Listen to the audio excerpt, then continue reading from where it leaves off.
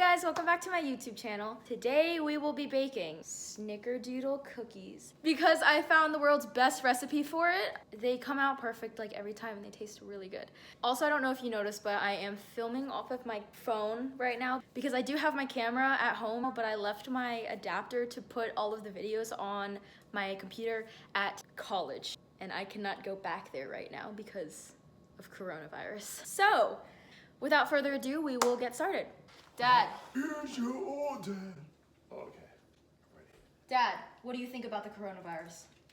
I think it's unfair that they named it after a beer. Why do you think that? Well, I don't know.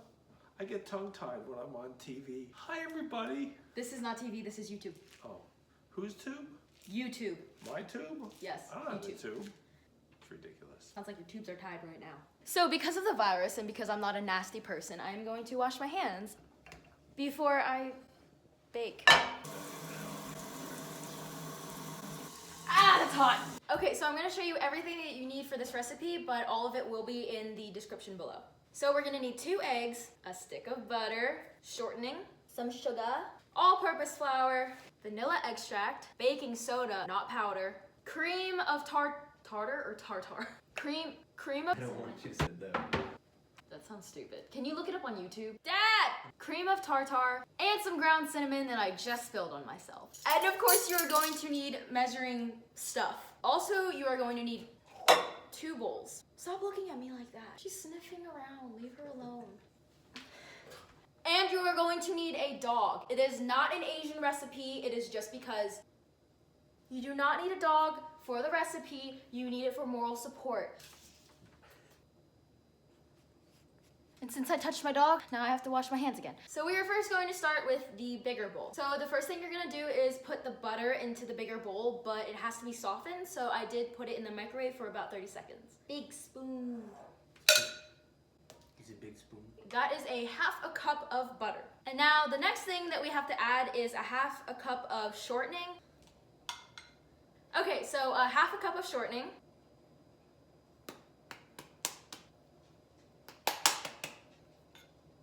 And then I'm going to add 1.5 cups of white granulated sugar.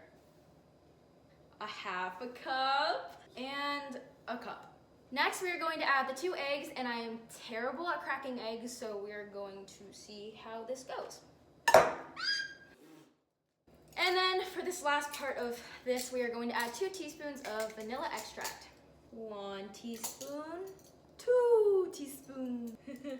Okay, so after we add the butter, the shortening, the eggs, the sugar, and the vanilla extract, I'm going to use this really old blender thing from, I'm pretty sure, the 1980s, and blend it all together.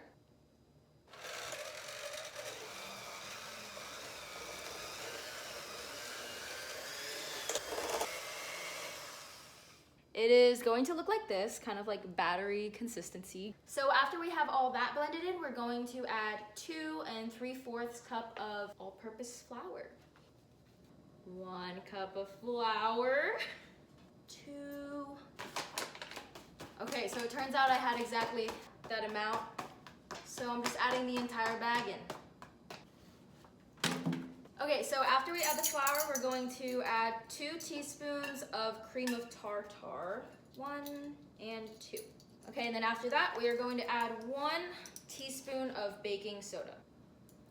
Okay, so the last part of this part is going to be a 1/4 teaspoon of salt. We actually don't have normal salt in this house. We only have Himalayan pink salt, so I'm just gonna use that. Okay, so every single thing that needs to be in this big bowl is in the big bowl. And now we're just gonna blend it again together one more time.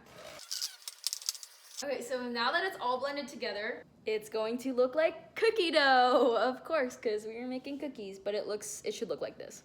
So the last part, since they are Snickerdoodle cookies, you're gonna need like the cinnamon sugar coating on top. So you are going to take 2 tablespoons of sugar into the tinier bowl And then the other part of this, you're going to take 2 teaspoons of ground cinnamon, mix it together, and then this is the part that you will dip the cookie dough in. Okay, so for the actual cookie making part, I have 2 different pans because once I take one out, I want to be able to put in another batch right away. To make sure that they don't stick, I use vegetable oil spray just because it's healthier than butter, but we're making cookies, so I don't know why I'm trying to be that healthy. And just spray it a little. So I always wash my hands again before I start doing this, so it's easier, because it's easier with your hands. This way I can actually pick up the dough instead of taking a spoon to it, which is a lot harder. And so I just roll them into balls about this size. And then you just take it and you roll it around in the little sugar cinnamon thing you made. And then you have this, and then I place it on my little tray.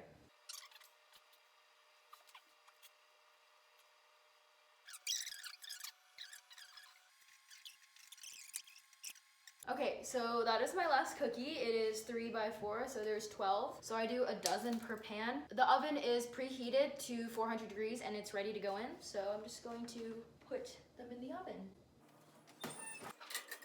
So once you put them in, they go in for about 8 to 10 minutes, but I usually take them out at 8.5 minutes because when you take out cookies and they're still in the pan and they need to cool off, they still continue to cook a little bit. So I'd rather have them come out a little bit undone and then they continue to cook. This way, when my cookies come out, they stay soft for a really long time. And now I'm on to the second batch. Okay, so it's been about 8-ish minutes. So I'm gonna take the cookies out of the oven. Ow, I burned myself! It's actually not that bad. I literally didn't really do that much. I'm just being dramatic. So I'm gonna set them on my stove and I'm gonna let them cool down for another minute or 2, and then I have a drying rack and I'm going to place them on top of it so that they can cool down. So this is my second batch and I'm going to put it in. Yeah, my dad just sneezed. That was what you heard. Anyway, so these are going in the oven now.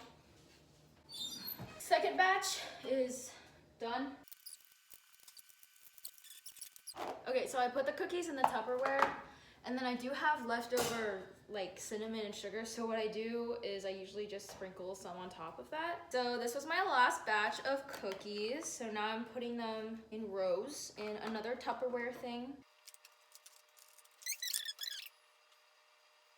Ta-da! If you have made it this far and watched my whole video of me attempting to make cookies, then I congratulate you and I think that you should try to make them yourself too. So thank you so much for watching my video. Please comment, like, and subscribe. And if you're also going to try this recipe, let me know too. The recipe for these cookies is in the description below and I got the recipe from allrecipes.com. All right, thank you for watching. I'll see you next week. Bye!